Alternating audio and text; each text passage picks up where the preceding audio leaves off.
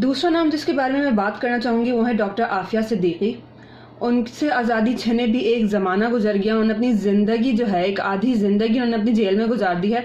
पाकिस्तानी हुकूमतें आती हैं, वो वादे करती हैं उनकी फैमिली से, हम छुड़वाएंगे, वो चली जाती हैं, अपनी मुद्दतें पूरी करती हैं, अपने वादों से वो फिर जाती हैं, जैसे वो अवाम के साथ करती हैं वैसे उनके साथ भी होता है। लेकिन उनकी फैमिली आज तक जो है वो उनकी राह तक रही है। उनकी बहन जो है वो हर फोरम पर जा चुकी हैं, हर जगह जाके उन्होंने दरवाजे खटखटाए हैं कि उनकी बहन को रिलीज़ किया जाए। यहाँ पर कोई ऐसी चीज़ होती है, कोई ऐसा वाक़या होता है, रेमंड डेविस का वाक़या हुआ था, उसको फ़ौरन क्योंकि वो एक यूएस नेशनल थे तो यहाँ से कर आके उनको फ़ौरन ही निकाल दिया गया, वो पाकिस्तान से चले गए। कितना वक्त लगा, लेकिन हमारी क्या खारजा पॉलिसी इतनी ख़राब है कि हम एक बंदे को यूएस से वापस पाकिस्तान नहीं ला सकते।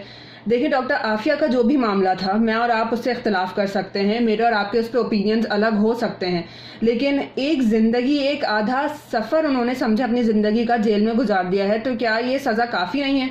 और उनकी हालत जिस तरह भी, उनकी बहन उनसे मिलकर आई, उन्होंने बताया कि डॉक्टर आफिया की ऐसी हालत है, तो अब उनकी कितनी ज़िंदगी बची है?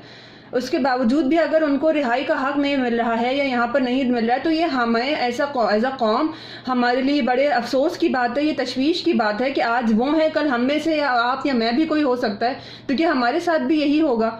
मैं चाहती हूँ कि इस इंडिपेंडेंस डे पे हम ख़ास तौर पे एक इमरान रियाज और एक डॉक्टर आफिया सिद्दीकी की रिहाई को ज़रूर याद रखें कि ये लोग भी हम में से ही हैं, हमारे फेलो हैं, ये हमारे फेलो कंट्री मैन हैं। इनको भी आज़ादी मनाने का उतना ही हक है जितना मुझे और आपको है। तो हमें चाहिए कि हम आवाज़ उठाएं उनके लिए, और मुझे उम्मीद है कि आप लोग भी मेरी बात से इत्तेफाक करेंगे। अगर आप लोग को कोई इख्तलाफ भी है तो वो भी आप तमीज़ और तमद्दुन के दायरे में रहकर कर सकते हैं। बिल्कुल आप मेरी इस्तिलाह कर सकते हैं। I am open to all criticism. Thank you so much.